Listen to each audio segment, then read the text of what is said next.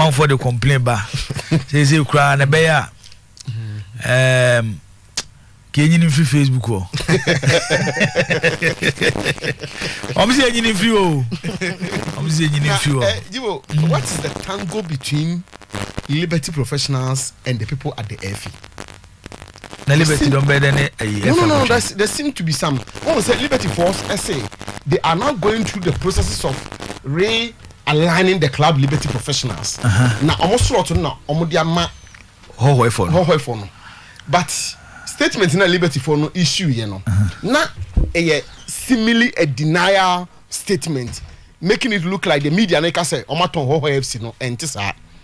But FA Fono has been trying to make it clear to the whole world to say Liberty for aton team no omaton team no e dey ama saying honorable papa no honorable okay we omaton ma ho FC for no and first Prosper Nidi can issue statement on it and they will Twitter Henry Asante Twum so e dey abehwim just say or announce to the whole world to say now Liberty Professionals is called Hohoi FC and also no also e dey abetum na just say Liberty for statement now seemingly signed by Linda saying Anson suggest say team no yenton ye no the FA people, the general secretary and the PRO or the communication manager are all trying to discount it. And I say, and now Zakito can say, Linda statement, you know, now I say, we try to talk, no, we issue the word in try, but I say, official statement,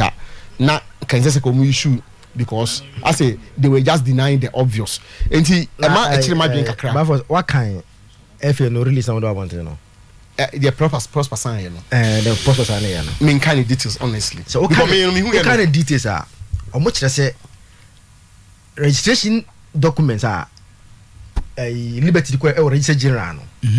Or Maka process at that level have changed their documents in the name from Liberty to Hawaii Football Club. And the team no, you can't sell the slot. You don't slot no. A team no, I never division 1 no. And Yatwama Peter, Honorable Peter Amewu, yes. And on my for due process, and on my changing BR from Liberty to Hawaii Football Club, and on my changing from that Anson's name now to Honorable's name. And he is the owner of Liberty. But what kind Liberty for response to media speculation? Now, I say they are saying something contrary. I remember Hawaii no, Dada. So Hawaii United was Hawaii FC Derby. Okay. Liberty and on my team no man say on my tongue. But I'm about now. What did you I've only did here. Was a story about Montano. And a month for start here say. Come here say you football no, especially leagues na bono, Premier League Division 1, which F in a chess one casano. And you're attractive beam. It is a Liberty for cry on margins or Momo Division 1 beam. Academy. In fact, I'm even picking information say Accra Lions may also drop from the Premier, even Division 1 to probably the academy level. Especially as a verdict be I say Banaba, let's say a drop from Premier League on Bedassi. Now I'm up on baby Afa. Yantoso, dear Gibo. Ankobia his summons National Circus Council executives and Ashanti Regional Circles to appear before him on Saturday. Okay. Now, Ebeyoja. And Ebeyoja. Some meeting as there, Ebeyoja, because Ubia lazy boot no deco. Okay. National Fauna lazy on boot.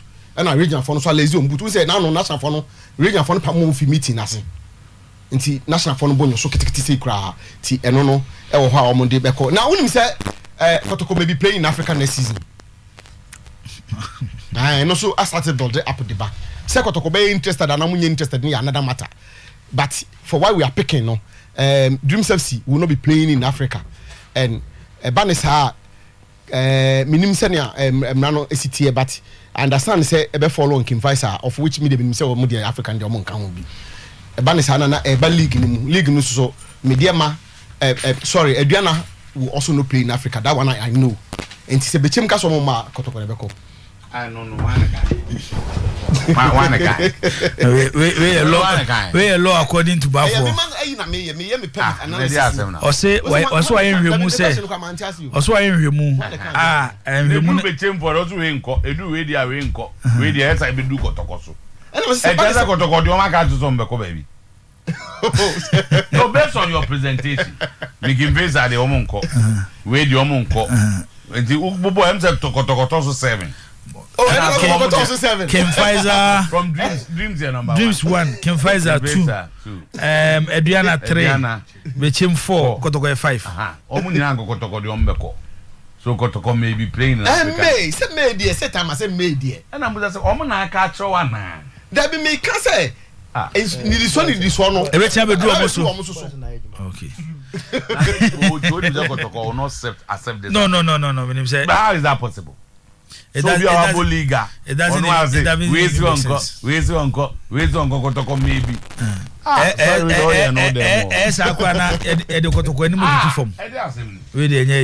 Kotoko from nani saying nangana hanu team so mo ahodo mbaka Africa nya omunko na we dey say man supporters squad eden so omunko kotoko tu omunko so say the betimbo ka tro me kotoko kwa ka omunko what we 80 I'm a 80 Tibo these are normal me who say over discussing it and you better wasem and me biem oh yeah na de do bia akoma so your first part of the local story actual ama Leventus Owusu bana hene na Kelvin was in Yanu Debi makoma fia de no mo se Debi am say nam fichire baby kra e fia chan boatin am say nam fichire baby kra so finance department yeah he's under Akman yeah am say you na buy Mr. Moore Philip Moore why adwuma no chartered accountants ni bi ene de mom so ko event we no introduce you no you boni do say I'm saying I'm chair baby cry afo to awie I'm patch on me Zach mama sha sem free way yemra mu kakra bi na what say you do what city for some cry no two on one player be Declan Rice yeah on the mature to say any mature city any I'm the one who made China bam no. Asan so tia. This Asan how much you say? And I'm mature first of my just to foster anything. Asan are paying them tomorrow. Asan omo titimo. David Enyenka. And the rice a non-issue Jibo. The rice is off. Rice the Asan player. Wa ko defia on ni nuane ne mafu. Wakan hu bie mo. Zakito the information ba. The working cow internet no be. Dabi unze city. And runner Eke Gundogan. Officially. Also oko Barcelona. On the last season crowd enti oko. Obi enim, sanity obi enim. Enti official we no. Even though they've signed Kovacic. But Pep Guardiola started to transfer and waka shake man shoe say I was say omode rice so ba because na Calvin Philip ni ho Calvin will go Calvin no reports even West Ham teams are open because obviously Calvin thinks that the chance of playing in the Euros no and a threat so City are going to be more na imago a mobile that I am very na team that different now you how get the on team na last game you know your friend but I'm an Bobby. This is the first time I ever Calvin. I am like walking a bench. I am an ambo. But my wife, you acquire manable. The can rise or no, because it's obey me abo. Obey me abo. Aye. Oh, sir. For you see, one thing about a non-issue. One thing about Pep. For Pep to spend 100 or more on a player, no. There's a special project with the man. So I don't require Jack Grealish. So Pep emphasize canon. So to top player. Not only project be on the man. It is something that a idea and Adebako umpan says all the city. All the city jinaha, not the Arsenal jinaha. Rice or prefer City. Nazana Kamunya player. And it didn't. Kamunya player. That team look at players bo. The man enya no kwene say. When 7 days go players bo. The position now obono. And they the most informed defensive midfielder in the game. Rodri, honorable. And to who Declan Rice are. When you Rodri go compete. Pep no another project. Project by. Who says this year no? Asher Rodri na. He's very good one on also going forward. so that's it enti no obo mu mi nyina enti me to abotre o sire se o chewa ya bi na abotre Arsenal de bi anim se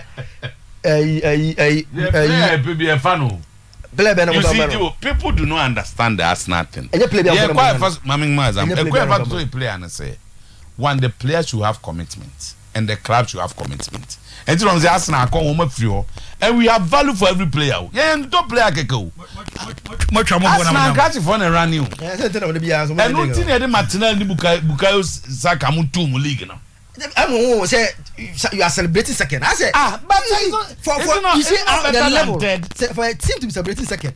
So what the second team say na celebrate Carabao Zakito say we celebrate Carabao Liverpool for so say mo kwa na mo ni abre mo di for from celebrate Zakito but what na celebrate what na celebrate Bruno Fernandes acquired to the state of naming him as the best midfielder in the league. And then what the magic? Individual accolades. Having to have better individual than you. Individual accolades. They say, Simple League now be second. Why are they saying tenth? Any team celebrate second. Yeah, they will celebrate second. Mediocrity. Especially when you this is a team that has won the league. Massa. Have we always won the league? Team no yes, celebrating second. Position it's our best since 2004. Emre they determine ade a wa achieve no. Na mu to be ma amraza na qualify. Meba. Zakito tie. Na dimo ma mombre yi. Zakito tie. Ebi abre bi atwam na Zakito abra boye pa. Ena wote ba akiri. Ena wo pia na nyoma ma yeden. Ena ebre bi dru ye. Na wo sa fede wo pia e ma na du stage amre bi na atwam ba bia na wo gina na wo ye gina e ye dru.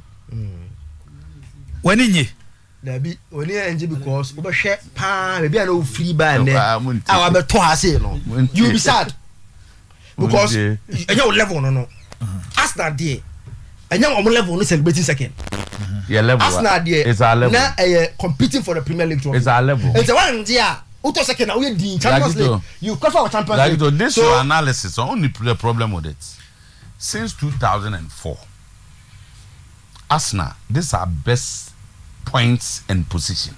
See this second with 84 points. In 20 years, 19 years. So for us, it is an improvement. And until any idea no. Massive. Now no Newcastle be too more. Money bre anything hack. That's because you were third. Moje Carabao man vacan and Dikrum. Haven't you won the Champions League? But Carabao. Carabao. Banley for Nigeria. Money je. On decline rise, Arsenal has finished and then it's 100%. So, Ubiti baby, na se wadenyani, na se otrotro niema. Mamen kancho, Manchester City has never ever take it from me. Omon kobidi for decline rise. The otrotro anything. The interest before Monkro no mo trotro ade. Mazaki Zak yenti na wi. No dey ebe from aba. Titi. And now you see again and again. Kai Havertz. So what share the history at Chelsea the first season. Yes, he scored a Champions League winning goal at Manchester. After that, whatness?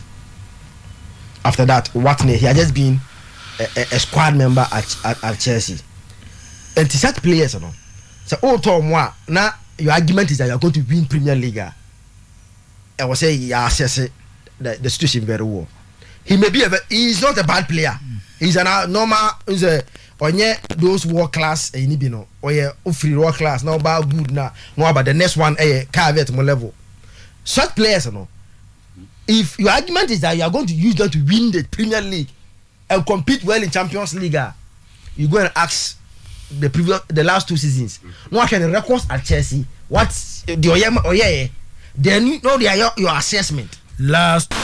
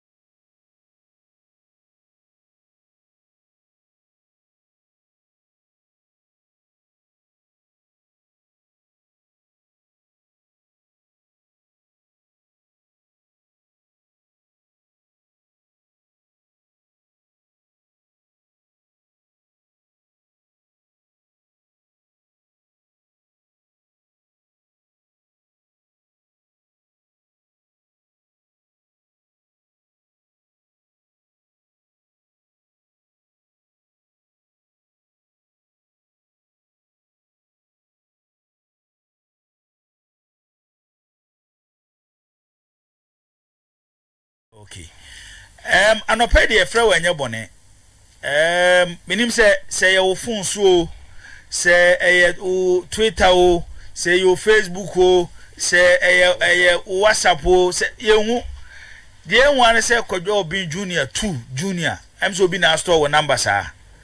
I'll say you people will hear from me very soon. They are all part of the team downfall. Fake leaders. Wo Kwadwo Obi Junior and what this idea we go to social media page na.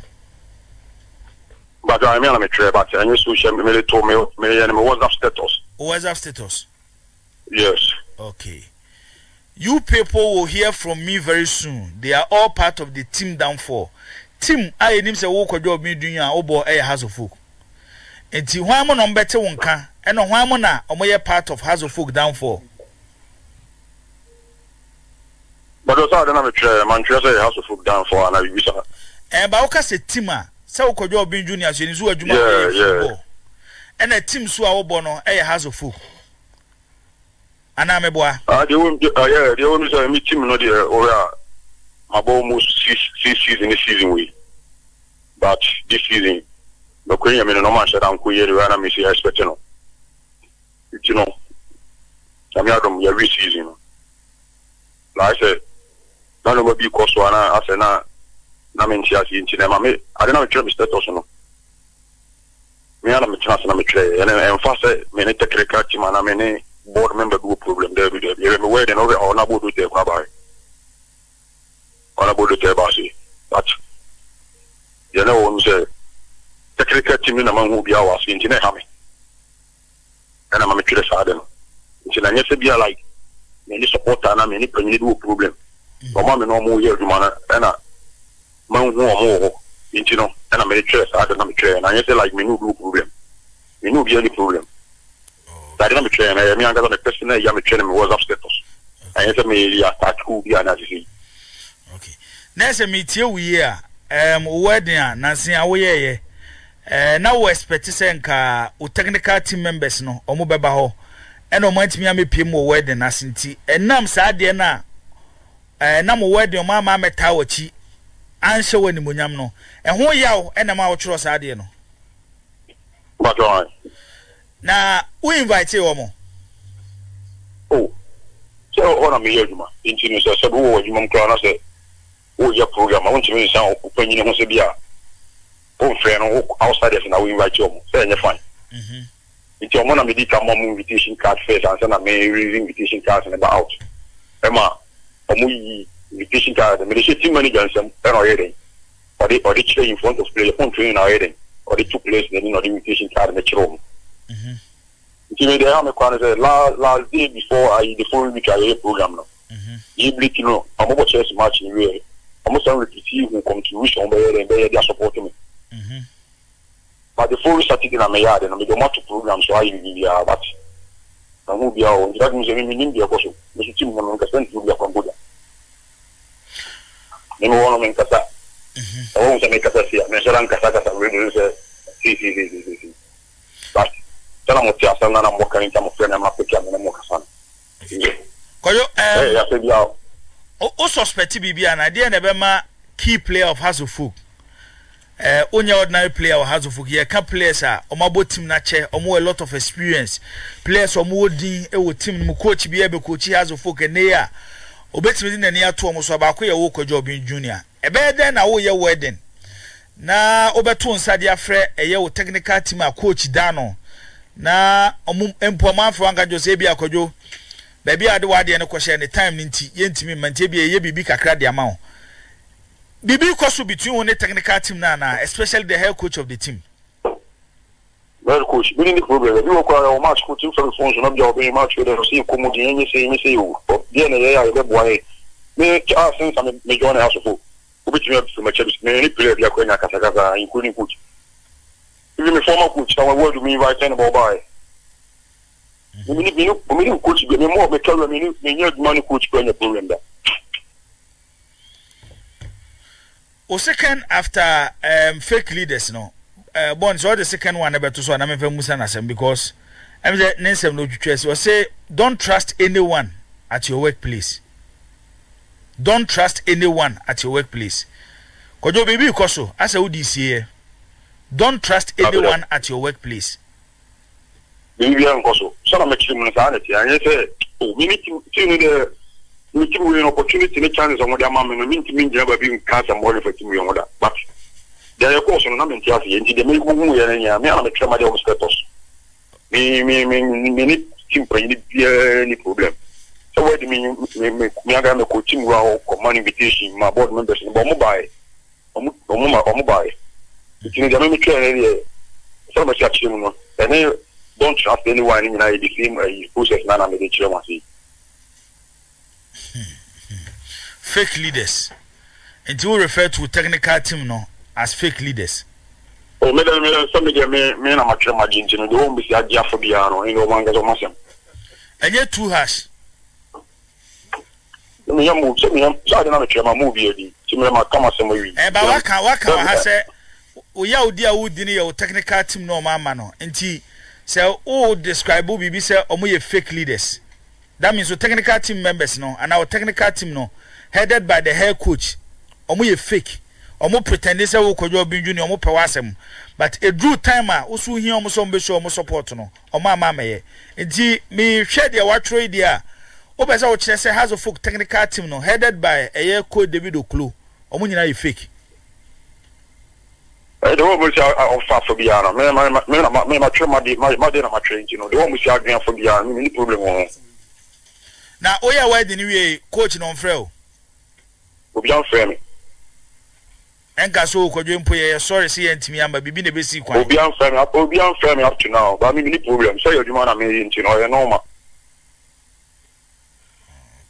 okay obi an frɛ me na me nka obi an frɛ me nyeri na bede na word na obi ama ebe ye part of team downfall kwadwo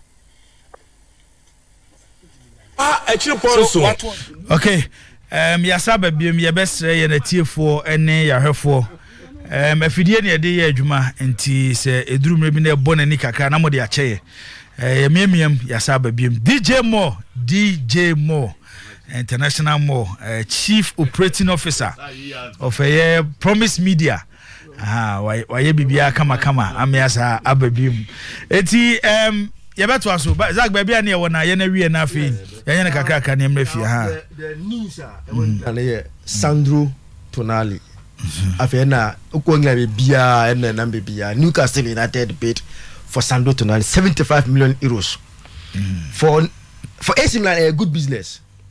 Last season games 48 games Tonali first at AC Milan, most games, yes, minutes played 3,983 first at AC Milan. Chances created 90 first AC Milan.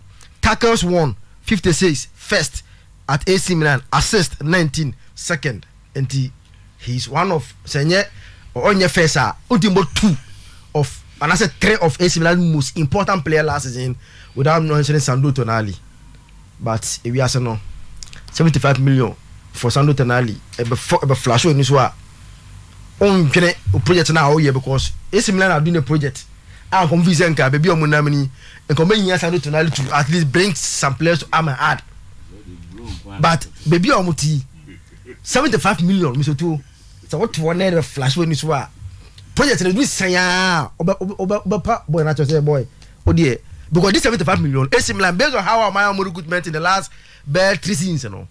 AC Milan can use this money to buy about 4 or 5 players to come and get the same results that they be out to now the more no e tiji bo mini say tika we dey man je krampa team no ahwa bi besi wo Milan kromo because 75 there for Tonali pa there minim Newcastle omko Champions League they think say they need to augment their squad that boy Brazilian boy no other guys no say omo first 3 options no so mu nuwa bench ne so they need someone else better compete on. I got to be 75 na better bench. And yes, better bench. But I say last season, they didn't almost struggle. Parents say, "Omo first train, but could be a free one. No almost struggle. Go no bench and you're strong." Now tonight, ebe can one. The channel said now there's a competition in the model. And for Milan there, unsan can Milan because you see that here by Milan 75 million Newcastle. Ope obeje. We say we any good news for Italian football, but the idea it is a mojenes na your top player be feel league is a good news mo. Oh say be ananka is a league in econo. Naka you need to retain the best players and bring in more.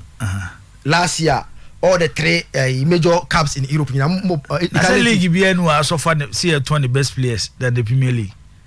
And the last 10 years, I did remember the Premier League. But they still bring in big guys. I said no son just a good league. But Milan and I said Italy there because one now can I say based on Milan business no more, you know. With this money, on betting go for be better than Sandro Tonali there. On bet me I be so na when ya Tonali. So and this kind there. And she say good money. Arsenal bank on budget. 75 million. How many years? Some say 20 to 21. Tonali. 23. 75 million. For who says ask we no, you talk like who say we no, you talk established world class e pound and number and the boy. Anthony Anthony world class Anthony is on your world class established. Anthony it is can you find world class the top potential.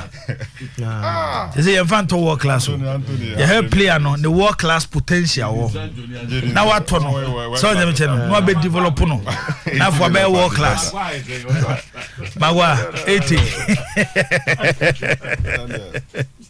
so obeso twetwe ba any baby agina so dem chena say any baby agina oye fana Sandro Tonali kwa ofaso do Milan no special ebe how I heard the business aspect of football it's a good deal ebeje next year kwa mo de yi ba 175 Rafael Obeja na mo de no and a buyout clause no what's that team what team there Manchester Madrid no so mo dey twetwe as eska no Leo is at Madrid, Barcelona, Bayern Munich, PSG. I don't know. PSG. Yeah. Oh, in terms of those who have bought players, to say PSG, that's what I'm talking Messi. I'm talking Neymar. I'm fan free. There be Messi, Neymar. Timo Amubono. That's why I mentioned PSG. Muma to be. Na Bayern Munich, PSG no to Bayern Munich. Say Bayern Munich, they are a very big club. Of the woman Yombeji League. They will be in the Champions League. But when you go Europe, that's why I classify them. Go be what man say. Barcelona. Europa last year. No, it doesn't change their status. And they say mummy and can crew. Mummy and nada teams in support. Mummy baby will be a level. What I say? You were third in your league. Oh my God, they are all league winners. You were third. With the Carabao, you celebrated it. Oh, until Mumian can of credit. Until Rafael bought Manchester. Me feel say giving ball now or ball any day. Competition one honor for me I try Manchester United. They will disagree. As na yen compare Rafael Leao. Na me pacho. So can today Rafael Leao not come. Forget about. Who the ball now or ball into this. You've always called for Hurricane to Manchester United. He's an ideal player for Hurricane. Me say Hurricane no more Manchester United. What now? Ogofian members here be can graduate. Who ana? Na be the legend akra with the very watch Manchester United. Rafael Leao. Okay, me what is Oma Bundida? Oh, say Omo Rashford is a left attacking winger. Rashford. Marcus Rashford. He's a left attacking winger. Rashford the one they can create the Rashford new is he? Oh, Rashford. Marcus Rashford. Marcus Rashford. This team. No, legend. Near the Rafael Leao, Johnny the Rashford, you know. This player has been a very consistent performer, Marcus Rashford. Very consistent. He has not been consistent. Consistent. He has not been very consistent. He has not. No, legend. He has been. When goes, he has been along the way. But we say 8-9 goals in a season. Consistent in a way. And that's all kind of statistics. He's better than this player. Statistics. Even this season, he has been in the scene for just 2-3 seasons. Yeah. And ball our ball. The way he's no goal, check the kind of football he's playing. What people say, well, okay, maybe I'll go for this side of I'm better than Rashford. I'm better. Legend, Premier League now. Rashford nobody in the Premier League. My bad for judging the final.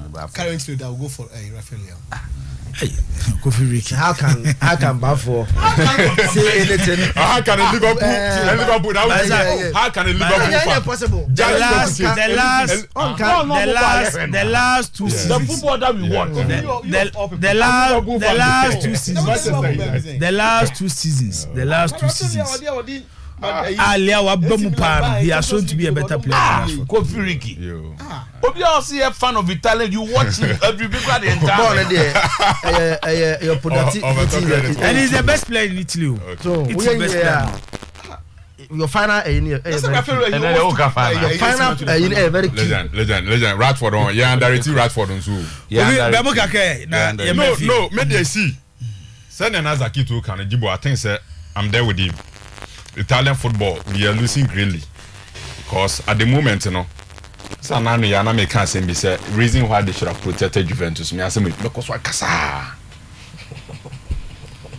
Sandro Tonali is a player, and Manchester United a project, Manchester City a project. Now say these teams in a business.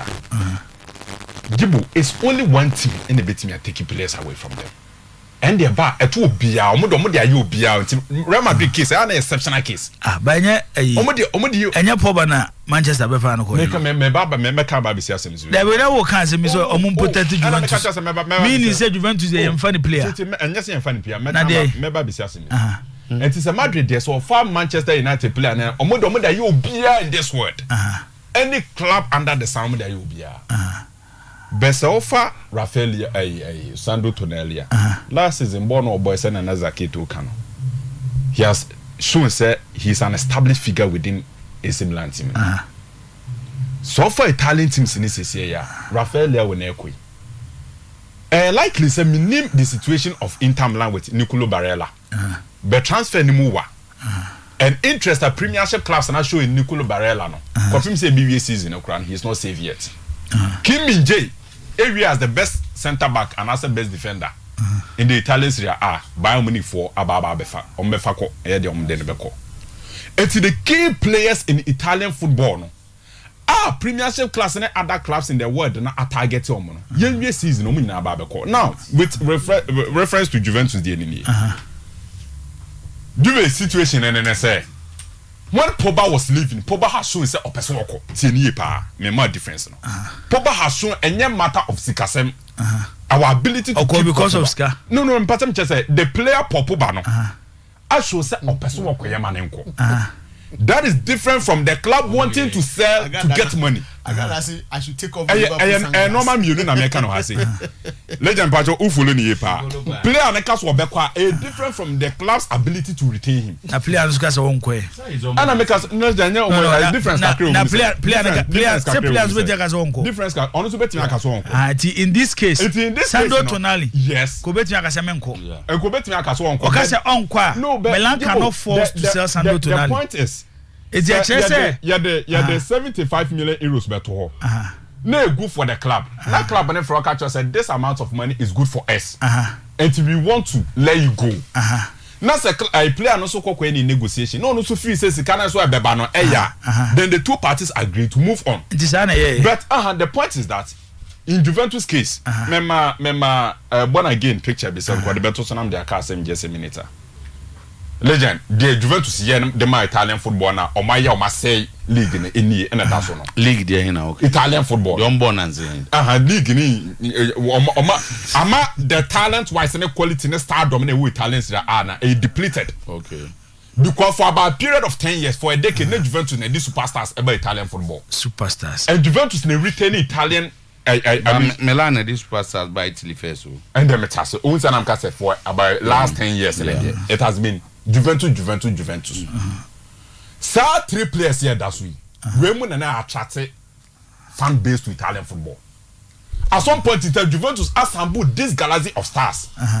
And the Bonucci, and La Gioia and account. And the Balani, and a Pipita, and a Cristiano Ronaldo. There's only Saturday assembled some players who say mono. Jibo. Not the revenue in Italian football, 8 means sustaining our player. Make sure why Juventus have to do baby or more do you.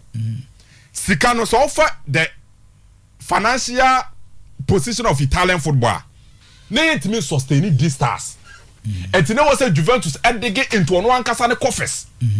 No coffers to settle these players almost salaries during the COVID era. And the Juventus equal to they can say under the table. And to say Ronaldo Sika near 30 million euros. You bet 15 million euros. Near the 15 now for table when I said the amount to sustain these stars. Oh, legend, this is what we did. That is fraud. Fraud meeting in say. But the point is that you will lose all these stars. Because Italian football cannot keep them the financial system and also the financial position of Italian football. It means sustaining the stars in Italian football. So we did all these things to make sure say Juventus as a football club able to attract the top stars in world football near to competing to Australia. Agnelli era no. For a period of 3 years, the Manchester City for a year in the Premier League, the Juventus yebi. Who said the last 3 years Manchester City have bought Champions League finals and twice at the back. In 3 years, Juventus have bought Champions League finals and twice. But what my dear back? Oh, Kasaba Sikasem. Yes. Juve reached that level, no? Almost started from a stage. Yes. Okay, Juve first Champions League final. Players from Don Boy 2015, yeah. Obekai players no. Sena Ronaldo ni ho. No Ronaldo ni ho. Sena Higuain ni ho. Ne Buffon, Meboa, Bonucci, Chiellini, Stefano Leicester. Sedi Bala kwa no ni ho. Na Paulo Mai. Okay. Veda, Marquinhos, Pogba, Perlu. Consistent participation in the Champions League. Yes. Emo mutimi generate a lot. Into omo drew point bi no. And almost sadia you will sika because he bought top competition sikaba. You go to 100 million for Cristiano Ronaldo. The difference between Juventus and Milan and say after na Milan so build to generate a lot of money. It took a time Juventus go to Cristiano Ronaldo no. Any you go mobile to a name Milan no one. Enko uni baby all kasa afi na Milan for building. When Juventus were building they were keeping the because more started some more dominating league. When players are not dombo. Llorente. Oh, yes, that place. Llorente. Juventus first 3 Champions League, first 3 league no mo dey no. Eti na make say you need to plan. Yes. Eti obo Champions League wo ko anim na sika ba no. I ho na obetimi dey to players akese. No but Milan ntimi ka say sika ba 80 million. Yenje. Milan through that stage no. And Semundu that stage now is fine. But what it means is that Mumbai struggle to build a very competitive team for Debbie. Mumbai struggle. Debbie. No, but let me give you an example. It depends on how you use the money. Liverpool ton Felipe Coutinho 143 million euros to Barcelona. Liverpool supporters here yam penadeni to Coutinho. Amoko fa Alisson Becker. Amoko fa Van Dijk. The result was 3 years na Liverpool about Champions League final you know. Napoli in Italy. Before I started last season, Eton Koulibaly, Eton Insigne, Eton Fabian Ruiz, Koulibaly to Chelsea, Insigne Ukaraman renew the contract, and a Fabian Ruiz to PSG. Omoton Koulibaly no, omo the 15 million ko Turkey, ekofa Kim Min-jae. And omokofa Kvaratskhelia 7 million, Dynamo Bucharest. And a Labor kamane wan homo renew omo contract. Omo yes ade ni wie no. Ubetanga said Napoli last no more competitive. It's an example that suits your argument. It doesn't suit my argument. That's the fact. Mame for Juventus an example. Mame for Juventus an example. Real Madrid bar for Zidane. Juve Giska. They bought Buffon, they bought Thuram, they bought Nedved.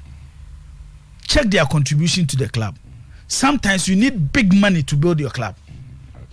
Okay, so my example maybe. When Madrid picked Ronaldo from Manchester United, it be in there. Manchester United without Cristiano Ronaldo, they've never been that Manchester United at his prime. They be saying when Ronaldo peaked, never to was it. Some my own coy. Ronaldo peaked of Manchester United. Manchester United, I think 2009. Satana Manchester United are both final in the Champions League. We free honor. A mobile final back in 2011. From that time period, Ferguson just the last Premiership title, in the Manchester United Premiership title, Champions League final, semi-final, to my example, my examples. They picked only one player. He was called Ronaldo. Zidane as na walk no. When they picked Zidane, legend no full pa. Omo pick Zidane kwa from Juventus here, they got all 3 players na walk no. To run Buffon, ye build the team. Zidane alone call Real Madrid no. The impact of Real Madrid no. Better and bigger than 3 players na cover by Juventus. Because with Zidane, they won the Champions League in 2002. But you couldn't win the Champions League. They picked only one player. Debbie saying, when you were given the, the catcher say it's suit argument now, you know. But the point some person can say their players are also form through why you don't get their replacement. Ubetima ko top 5, 6 and 5. At Milan, Sandro Tonali kwa Milan replacement. Oh, they make anu nyanti ase. Mbeza say it is also possible say Tonali no beko munya replacement. It's also possible say they'll get better replacement. Say the argument you raised in an example is two argument. That means you the same thing betimi see. To say all the other buy. Yes. Juventus sold Pogba. Moton Pogba no. Yes. The same thing. And then now they go to Higuain. Now can Higuain cry. You told Pogba no. You for Pjanic. And I'm for Higuain. Higuain some Pjanic Pogba. And I'm Sika na mo di be to Higuain. Higuain you could 94 million. And 94 no. You could 94. Moton Pogba 89.5 million pounds. 89.5 million pounds. You call Pjanic for the season no. And I'm top Pjanic 35 for on 40. And you call for the and I'm di be so Sokoto Higuain. Only any different any different. Yes, Sika na bia. Na Sika nanti e better. Ma champions final. E better top Pjanic out Higuain. Oh, now we Ricky, we 89. Now we move 40 to enka 50. But Higuain was 94 million. I'm saying because the entire Kofa Higuain ban we've lost Tevez. Tevez was leading our attack. Until 2015 year Bowie no Okoye, we needed to find a replacement for Tevez. Then the project was Higuain because no one when they're picking Italian football. Sato me Kofa Higuain not to serve to Osimhen. E Napoli 6 years. You could 94 million euros and you pick Gonzalo Higuain. My point is that there are players that can be replaced. If you also replace all my enye. Two angles no. 2 angles and for 1 angle. And I'm some the 1 angle ba. So we are talking about matter of possibilities here. And you bet me about Tonali. You bet your replacement ebefa bet me about Enfa. But the point is that when Juventus epikia, that's what Caso be competing the best in the game. Gibo, message is a player that Caso obeko. That is fine. But say Juventus best selling the player because of Sikasem. And see, it doesn't happen. It doesn't happen. And I'm saying this Omaya Juventus Emma Champions League. You was between Milan, Juve, Inter. One part of this success if you are by Italian football. Success or Champions League. Aye. Oh, now you are asking the obvious because Omaya. But I said those can also maintain players. Maintenance should bring success. I'm talking about the recent years. Recent years, yeah, for about I'm catch yourself for a period of 10 years. The last decade. I'm Tom Pjanic Barcelona. Oh, send it was a swap. You know what we do. Yeah, you go and buy. Yeah, you do Ronaldo buy. Yeah, you did the ball buy. Kofi, so the MMU is you see, football is usually driven by economy. Exactly. You don't blame the Italian clubs. The economy. And I'm an ambassador. And they know Italian club will reject the team. Running football club. Player. They sit down and think like other administrators. So now you have Sandro Tonelli. Somebody brings you 75. The first thing you ask yourself is, bring the technical people. Yeah. Can we get anybody who will play close to him? Because the 75 million can fix 3-4 positions and that's a key token. So you do the analysis. Players you think they are overpriced. You are able to buy out teams that deal with one value no bear 45 million. So man, you can't keep quality. You need that money to invest elsewhere. So what I say, if Juventus have done things like this, can you point your tea, community? Oh, that hanky panky business. No matter. So sometimes we'll be like I say, Obi Tom, the big boy. What I say, Real Madrid, I give you, they will release Casemiro for a reason. And yes, so Nimbo, but they needed that money to fund another purchase that will last them 5-6 years, even 10 years. And those decisions, they also sit down, shuffle cards, and take decisions. But you know, Sandro Tonelli, 23 years. 23. Okay. Oberana Milan and spending 20 million, crying getting 17 million. Then in 1, 2, 3 seasons, somebody brings 75 million. Ubebusa, I will say, teams like Canada, their profits are not 100 million. Omo to player can say season in number can plus minus Now 60 Manchester United over 100 million profit in a season. And when you get that money, it's a windfall. Me tini nyina ase. But I can say we wuti me friend Arsenal. So wuti me am obede. We say clearly you are better. You know why we are doing that? Because Arsenal is to put some players out. People don't understand Partey. No. He brings you 45 million. Money. Good money. You buy young midfielders. Exactly. Sonia Southampton boy now. He's 19 years. So you have him for 7-6 years. Partey will 1-2 years more to go. Too bad Obibaka say what a big player Partey. But in your books, it solve a lot of problems. Me person just say, once the team na more reason. Once also you are buying a player betting about for the next 7 years. But over 3 years, nobody is can say Uber abandon project. And I can say Uber legend. You know, say you wouldn't abandon project for Bukayo Saka. NMFA. So also why special. NMFA. So the players that are special. If a club, Odegaard, Kofi, Martinelli, at the moment before some better, Brighton because some go for Bukayo Saka. By near a TA, Opama Real Madrid. Emphasis kanko Arsenal fufu say Sikana Madrid dey ban obeko Arsenal will take the money and reinvest. Now the Arsenal.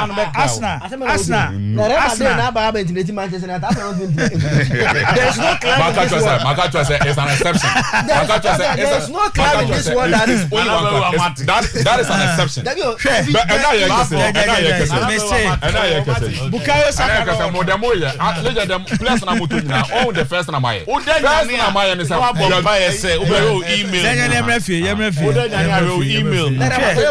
Real Madrid send you email. One club. Figo.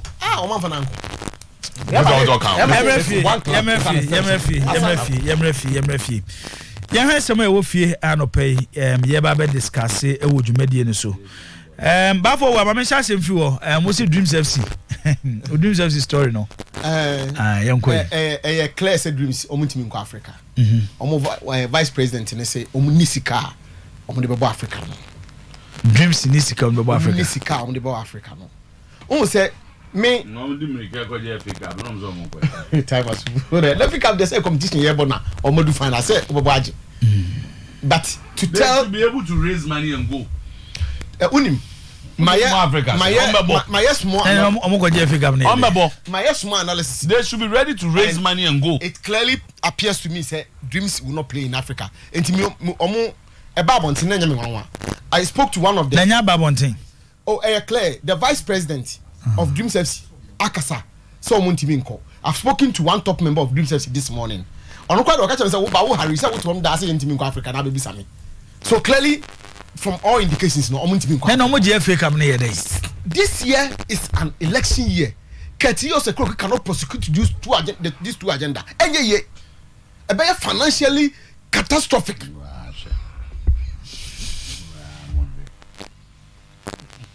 So when you say this year is an election year, you need money to prosecute the elections, prosecute Africa at the same time.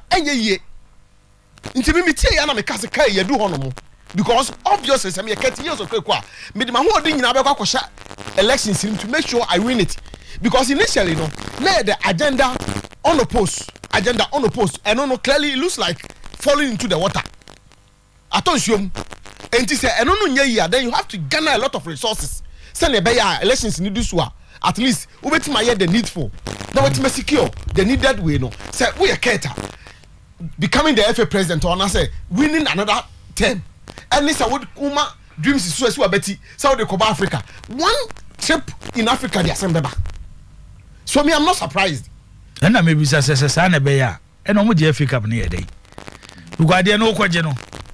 Wouldn't the other winning. But Dreams is a football club, one person also winning silver. No, but see, I know. Oh, but say no. How can the club of the FA president say I cannot go to Africa? So who should go? The club that is owned by the GFA president. Dreams FC will come out to say who should go to Africa? No, but that me say if the club is owned by the FA president, who is supposed to lead the FA? That's also who do you expect to go? And the Ghana crazy in Africa, bwana. So he expect Mediama to go on the own team. It's not the same resourcefulness.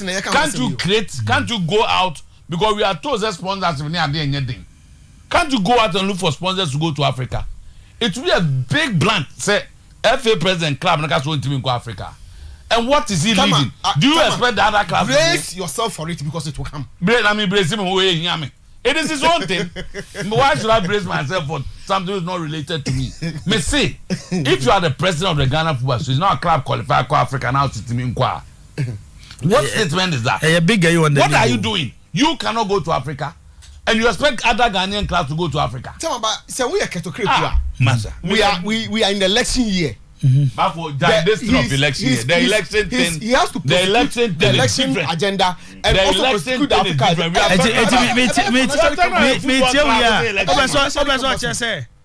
Of course, you need that. It won't be saying yes, you can't go back. Dreams, dreams, Baba for you from another angle to say that a time I can. President of the FA. President of the FA. The last 2 weeks, messages are and I'm chrome about your league and they say Sikani your league in him. So nobody. Sikani your league in him. Into M1 clubs no. Acquire to the extent of even prize money.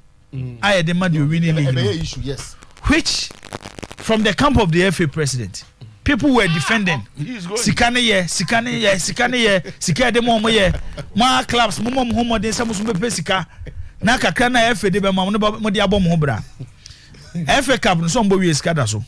Ai. And e de amadum se. Wuntimi fa FA Cup. Eti se ekoba se wasema okan. Se sikane team from Africa. Na Dreams FC FA president na team. Entimi ankobo Africa. De na kache football no. Yeah. On that score, me no be able to take his position here again. Say it tells you say your football no, and yet strong enough to generate a lot of resources. So upe say udi ye bibia ubet me especially participating in Africa and competing with the big boys in Africa. I know them no be here again. I know them no be here, but maybe position American say looking at Ketio's crook, looking at these two assignment major assignment in front of him. So we all know you will concentrate on the elections more than taking Dreams to Africa. So any other person would do that. Me crack me. That me go sika kakra. Me go for Dreams akoba African elections makoluzu na me na me nyɛ president. Then ma achieve. He tried so hard to become the FA president. And you want to be president. Also. So what am I manning you ha? No, me decide this me hwe akra ansa na ma be because me na me interested in even which club takes over from Dreams. No club will take over. Man on the ongo but time you krom ha ye hu teams bi ka so mo ntimi nkwa slot no ye dey ma other teams nobody go ye bia has ball confederations cup say ha kotokoji league no na say Heart of Florence one other team na JFA cup no so mo ntimi nko and has fa de call ye and it happens. It's not like it is the first time and now say per the regressions you know say enka Dreams nkoi Kebia can fast obviously name say can fast only enough resources for make us omukwa dem from team tell.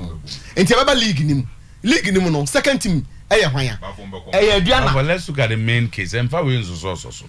Obi ntimi nkoje caps obi na nkobo na Africa man no. Me dibo. But am obi aje wa nkoda e see that. Beba mo general manager of Dreams FC. Aminu Shado e wo line so ye ne nkomo. Aminu manopa ye mo akwa ba de ba Oyerepa TV Oyerepa FM. Many amateur also and amateur obia so OT partner members nya more. Okay. Tina mete won ka che. Ejimanenti so na e go ejimanenti. What me kan che che say e dia won friend na won ni nkasa. O friend obenya me. Mate, why? Aminu last week na Dreams FC we need the FA Cup and based on Ghana quite fast year reps well in say shareholders no they are scattered all over it much to 1 year there but we expect all of them to begin by tomorrow and by the end of the week na nyame charge will be able to na ya to determine indeed whether funding na requires the for Africa do or to know what is getting as a campaign. Whether we have it or not. At that point in time, they will say, indeed, let me call competition cup and I am for competition cup. Obviously, maybe say, Abraham Obo FA Cup. I'm set a target some FA Cup no. say na mo ni plans of going to play the Confederation Cup. Then I'm boy to the extent of Mokwa Cup no. That's a foremost on your target GFA Cup. I was here for clarification. May I sure after meetings you be doing come na ya decision shareholders of the club ebeteki na would general manager what 2-1 amount. That's it. Also. Okay. Aminu Shado general manager at the Dreams FC. And yene no edi encommon ba for yene si for when jibo o se gise meeting ba na wie we wie masam ne kama me omonko o se shareholders ni kuhia omonko omonko ewe se de shado kan de on twen ma shareholders ni hia wie omo hia bibia omonko omo waka asem na wie na den ya so omo buy time kakra so say by the close of the week no close china nti no ya betwen but enya de a ombeko. Okay. Yeah, heard dreams are 7 kakra na fe ba na we rather I heard dreams there no. Okay. Is it to me you? Okay. Me yeah, 5 minutes na fe yanko the second round of local, you know. Me this is the point I'm making. Dreams FC is owned by the president of the GFA. Minim and almost structure no. Okwa GFA president obisi form of crime so. But yes, it doesn't change the fact that he owns the club. I mean then on the end there. Now, if after 3 to 4 years as the president of the GFA, now say your football clubs cannot participate in Africa, any other club, Kotoko has, I wouldn't have a problem. But what kind of statement is that? It's just say, since he took over as the FA president, he has not put in any strategy to make the clubs rich because the basic thing that you cannot do, and it's also my club I qualify for Africa, I cannot go. Can't you buy air tickets? So Dreams FC as a fool, even thought ticket. And can say a Conakry, Aba. We are just going there. We are caught Nayaba. So a dear analysis and stakeholders be a it tells you the state of football clubs in Ghana. It's just a Ghana clubs and then clubs from Gambia, Liberia, Sierra Leone. Almost in Africa, Kobobi. So if you are at the stage where Ghanaian clubs cannot go to Africa, 2023, we cannot even go there and participate. Then the clubs in this country should look at themselves again. And another last maker say, you see, as ye diagro. When people are not, fans are not attending your matches, Sikana teams ninyano, free baby you need to generate. And at time I was coming to talk about club financing. Honorable Patrick Boamekano. So what kind of football clubs are they running? Say, they say, qualify for Africa. Africa, you call in the 60s. In the 60s, Ghanaian clubs were going to Africa. Yeah. Africa, Adriana Makubi. Africa, Brikum Chelsea, Africa, Ubiako. So I'm saying that then what kind of football NIA Ukruma? To the extent that the FA president, he has been an FA president for over 3 years. He has no strategies to make his club go to Africa. Now that clubs will wait to Mabuamo. Or only team go. If you want to say Saturday as someone American, say you protect Kotoko house and so on. So I remember point they say Oraka to Keku. My big brother, my good friend. So when to me and Africa we are, then for me he has failed Ghanaian clubs big time. Because at least after all these years, it wasn't Kawatimia Bibi and my club now what the FA Cup Timiko Africa. So when Timia and called the HS only strategies be or they football clubs no to raise money. That is my point. Okay. You may disagree with me, but Dreams FC, I mean, those stakeholders, the shareholders, may negotiate. What's a club no shareholders? Shareholders, I'm going to go first free now. I'm going to be determined. So you're going to be injecting money into the club. So GFA FA Cup now you're going to what you are saying the amount. So what we are saying is say the winner of the FA Cup cannot go to Africa. Can't you stop playing the FA Cup? So FA Cup na abekwa. There should be enough measures about Ojia. Sikana Obenyan team do at least Bakubi. So it means that competition any abra ayekono win no kra no ni sika team vanu go to go. So why are we playing the competition for? Zach, I'm into you. No, Pacho, vice president and general manager of a club who is more He's a vice president.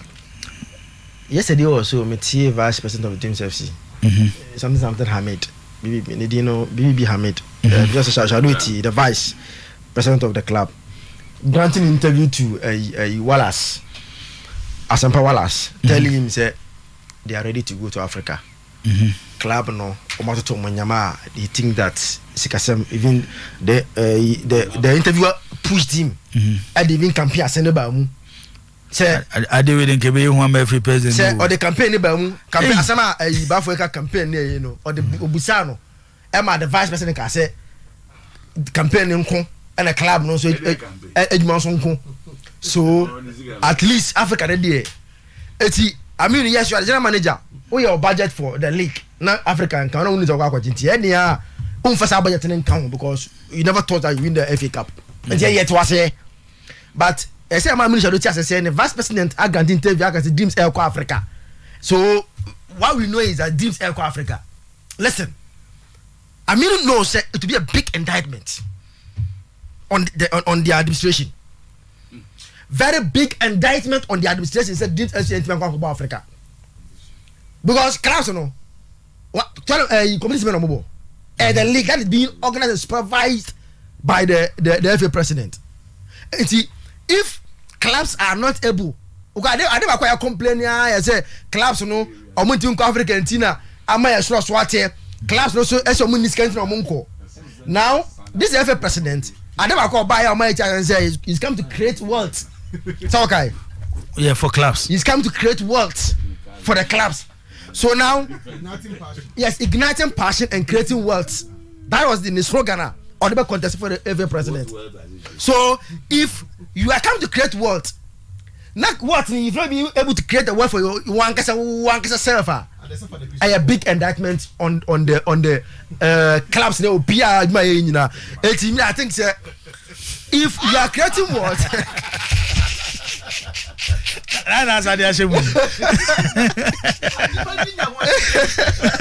If we are creating wealth, the first point of creating wealth is FA. I mean, if person me come out. Okay. Obiso say I see the government must sponsor clubs which have qualified for African competitions. This is what all African countries do. It's not. That's what African countries do. But I said dreams. Is kind of your mampany or the clubs no. Mombi. No, if they go, one match they'll give them. If they go, they'll give them. Listen, Jibo, the biggest news that will match in this country, and they say, Dreams FC is it refused or failed to participate in the Confederations Cup. Michael Ajimendu said, Diana played in Africa, used the whole pitch. Kurt must not disgrace Ghana football. He must go to Africa. There's no excuse. Excuse bien no to young about Africa. No, I mean knows that you have to play in Africa. Okay. You see, you have to set exemplary right. You're trying a shareholders meeting. No. Vice President Unim, would you say Unim? May me heard the structure of Dreams FC as a football club. Men can be two. Men can be two. Some they can't a vice president in the position or. But me heard Dreams FC. I mean, Ukasa. I see the weight in it more than the vice president. The only vice no. And the vice have no. Only vice no. That be. But the this I know that Mr. Totu know. I shall don't voice and say vice. Only vice no. It is set. That be. I say way you are kasa. Back on offense saying. Omo team no mo dio. Only vice na make am do no. Aye. Say or no and answer back onye you say back on offense saying. Gigi Mukasa Otisado kasa na that be at Dreams FC that we know Kurt Gigi Hamid Dose in terms of decision making power who are strong. Kurt Gigi Hamid Dose Asanaba Shadow level no. So these are the guys that owns the club who are talking. And this are not there. Kofi Mamenti also. No, see. But in the first place, you know, Mamembo Bra Baso Bafo say first statement in a buy na a sounded quite word kakra. But say we shadow general manager and seven obeka and dia or confirm me as seven about 4 can I say at the moment administrative point of view our no general manager na dear dream says for enko Africa vice president what have been some to no good but say legend I say we general manager or Oyerepa say me can assemble for Oyerepa when as oba na so be confirm me it means that what I said and you've given a lot of credence you've given a lot of credence to us now before we are kind see netin nyina na say Jibo I just said normal ye no hay discussions ye no hay and be push dreams for more Africa me dem jiri said the ye no hay they are starting to see just maybe that will inspire them say hey and no matter omo reason no say yanko Africa a big dent on it nti yanko but me tie shado ye pa it's not in their plans. First one I can say any more plans him too. Was say they don't have the financial capacity to play in Africa and they've not planned for it. And administratively, omonyo imagine some more Africa. Then that comes back to the football na ye no man. Mamefa we shim the winner of the FA Cup onya 80,000 Ghana cedis. Winner of the FA Cup enya 80,000 Ghana cedis. Runner up enya 30,000 Ghana cedis.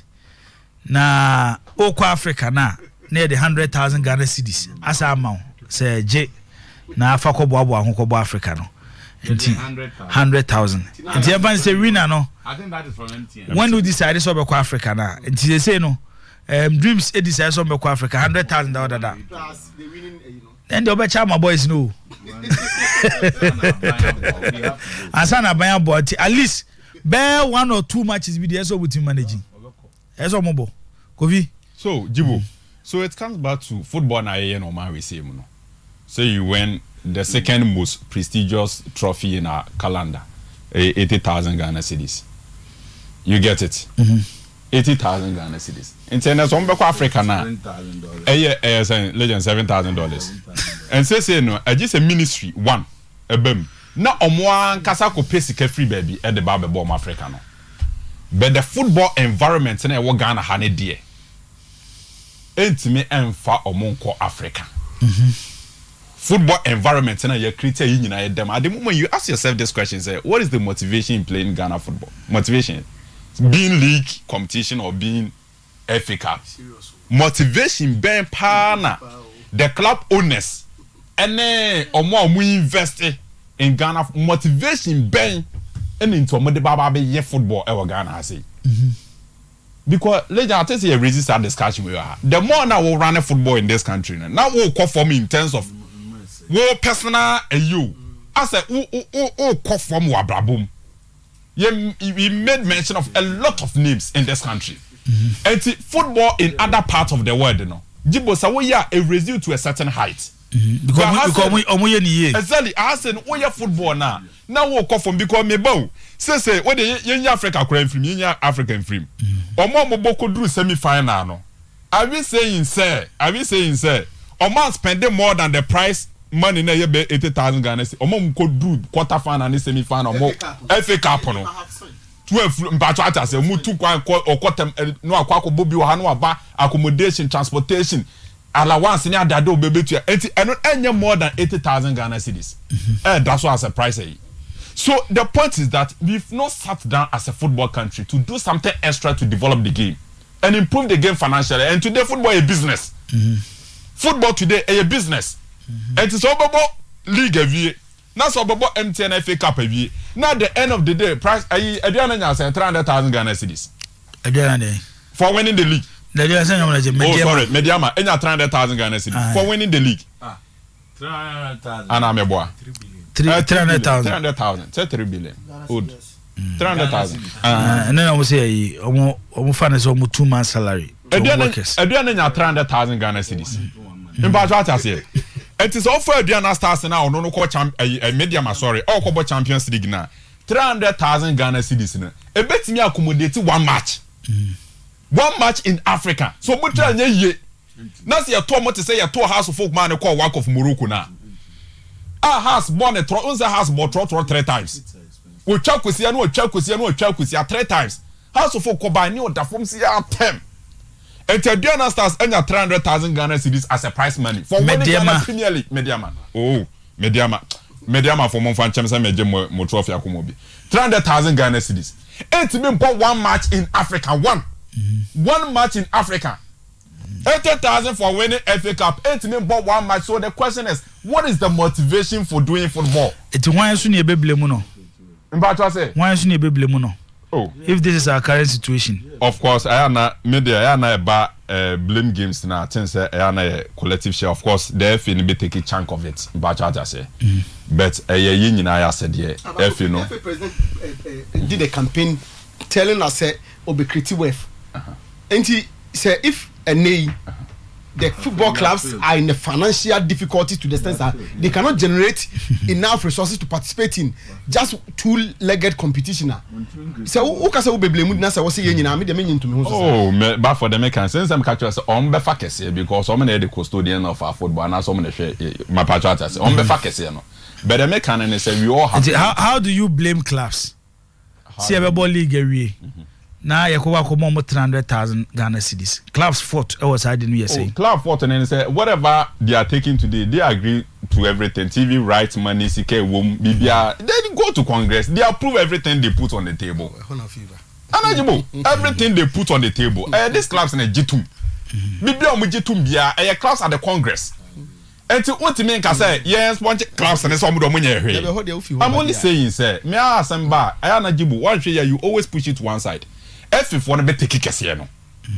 The lion's share of the blame should go to the FA because I'm on a day Sanchez and send another for kind of earlier on. No. Passion, creating what BBR. This is the idea of the FA and any Juma. But then you realize yeah, but no man can you don't go to Congress. Maybe Kofi Champion, maybe go Congress. Legend minimum this time around go. Na Congress na muko determine prize money. And Congress na muko determine prize money. This is the major decision. I want determine the point. This is the point. Me quite me blame clubs more than the FA.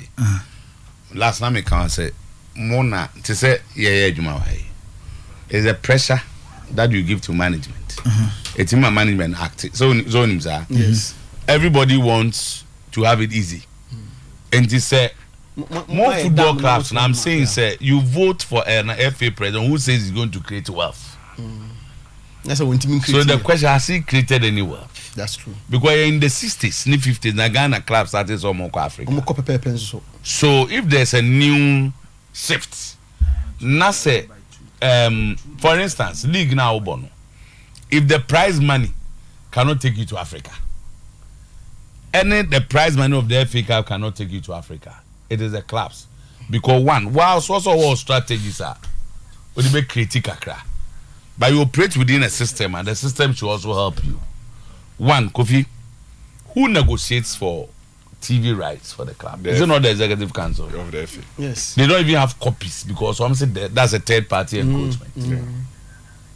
And what start time, for instance, TV rights normally league near the no clubs has any access to how it's negotiated. Yes. Are we not here when Bet Power comes and they say it's a 1 million? Yeah, the 1 million promotion. Yeah. So if you sit down concern, so 1 million, if it's said, yeah, Chema clubs on the count one. Can't you push the Africa agenda? For instance, league, you know. For instance, league, you know. Yes, so what about winning, you know. So it's kind of the promotion, the $200,000 to go to Africa. Want to go to Africa? Opa, Jibo, find out how much MTN is paying for the FA Cup. Exactly. They're ready, winning 80,000. Look at the patterns of expenditure. It's like I said, they spend all the money on the way. Exactly. Yeah. There's a win at the 80,000. Winning problem no. For the smaller clubs, they are okay.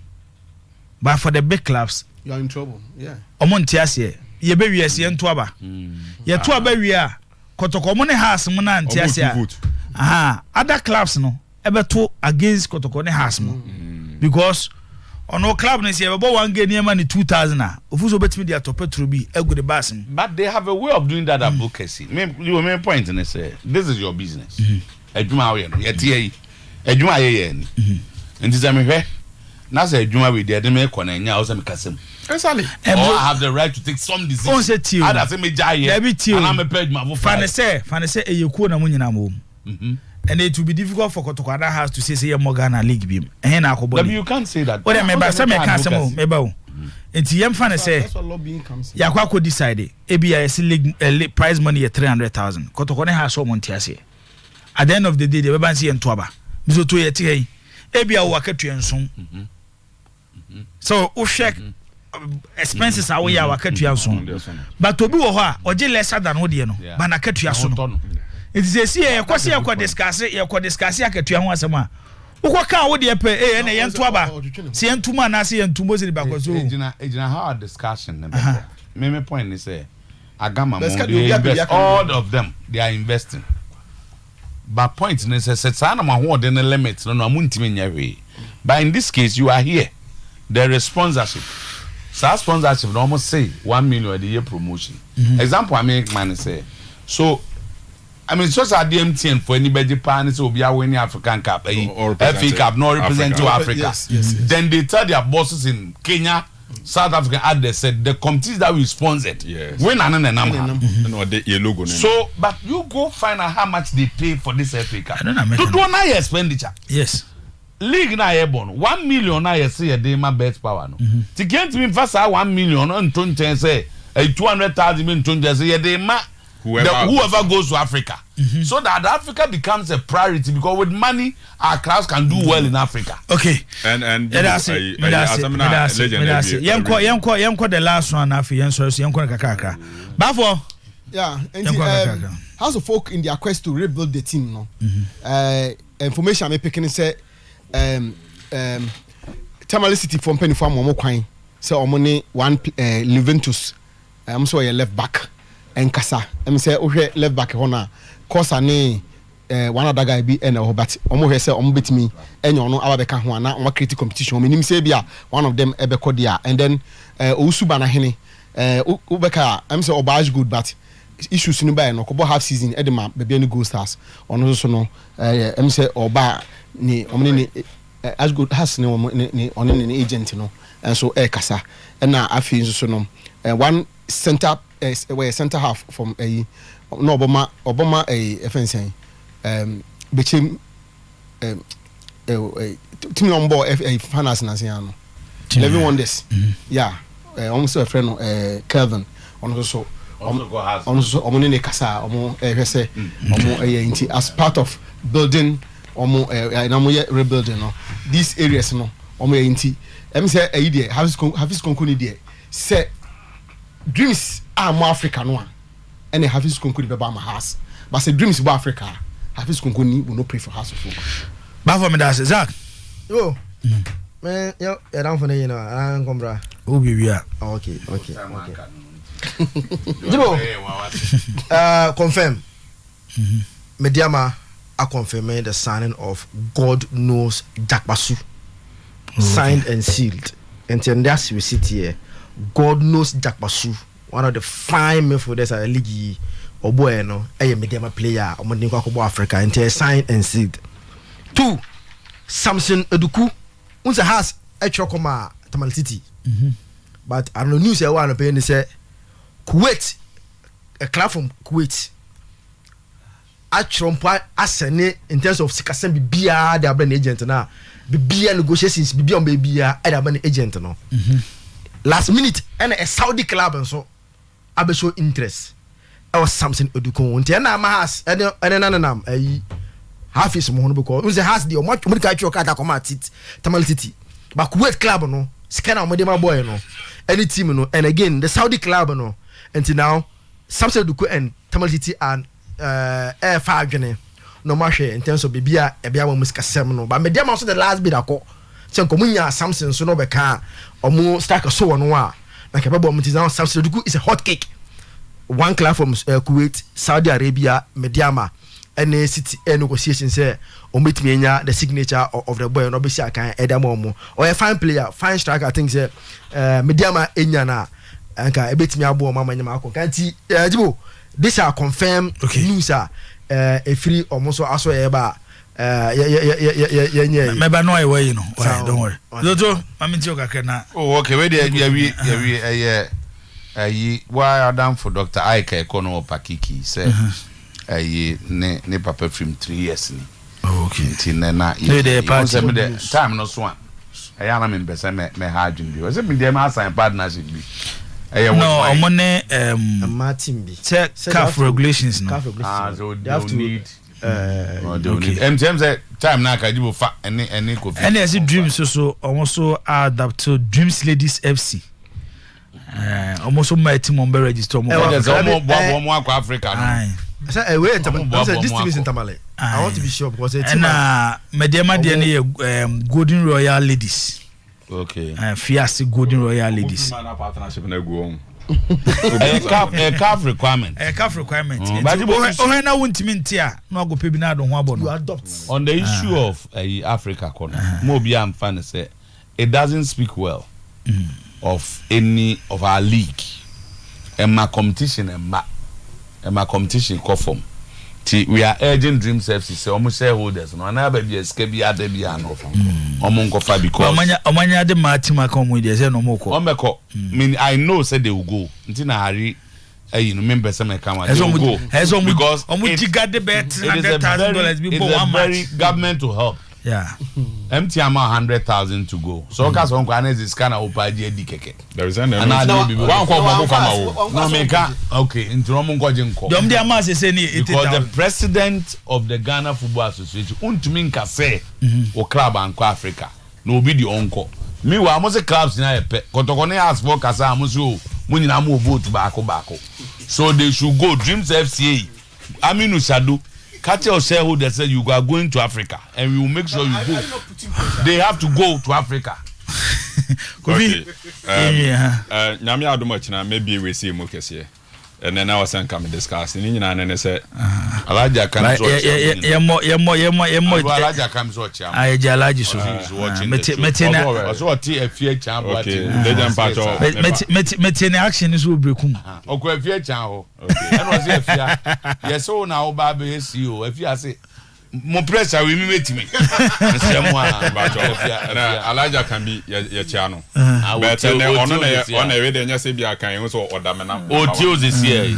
Because me kira say Alaja can be ne Mr. Vincent Odote so address him directly we go to omo ye bi dia ma house for omo timi mbo club ni bio ye nda omase omni be na omo ja club no ya mbo china me chiri me na da me number 1 say no man afọ mo yes so eti nyame adoma mama say beti afa be 0322494401 0322494771 go via cheba na enya adaje ma na wa biebiem Zach meba why don't worry am ye bibia kama e dia ma eti yemfa course no kakra na sa okay Zach ene yenko ye say okay we ya show no down for pa on me say to on fam say opem to asa obi aba na Zach go dem eba hello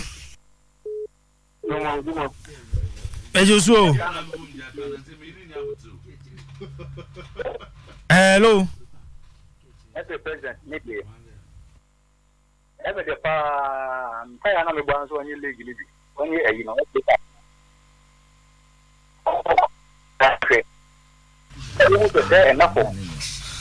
okay online we check account means obetimi asafra hello yo Tony Garcia ententem mi pacho uni abena ko du poku ni kasefia to supermarket kakra mo kan se so ni na dia be ye the best so be kuma si asanto koto ya mpeni bodi na mo ye bia ma ye support no if you ani upon say gina bia abaye ye but the team na ni board make ba o come ya no ko ye ni ma siwo ye hu team na ntakra di team na de ebe mama na ye pomato ya da se ko joboku ya nya kakaka no bi sumra bi hello hello hello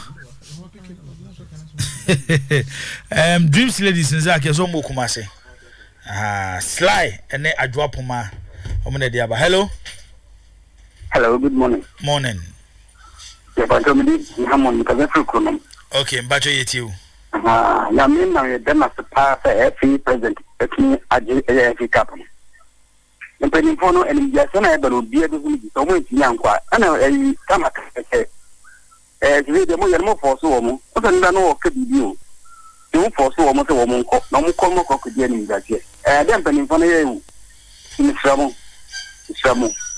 Every penny for a month here, no more for a phone on court. Am I the master? Yeah, that's it. Last caller. Now you after phone. Hello. Yes, sir. But how to force any? How do you intend them? I bomb a person of my family. And Ukana, I can be Odoto, a better Romo, a better Romo, or maybe Nema, with the crown with the house to Econo. Ah, let's ask a bully near Detroit. Relegation, a better Romo. A more better than fun. Or when you're being man, me out of Foggia. Okay, how do you say? Zach, for you? Yes, we happy birthday. Kwadi ama Obapa gifty. Teacher mention DAJHS Doma. Ella also sports presenter or K3 FM Brekum and way Obapa gifty. Aha, happy birthday. Uncle Okay. Yadamunina say, Yadamunina musi ha. Na yede duminu kasi bono ababeto. Na ye dumienu kase bono ababa beto aso yebese ahia no me nsampa mu na ye the highway sports e de abramo news at 12 e to aso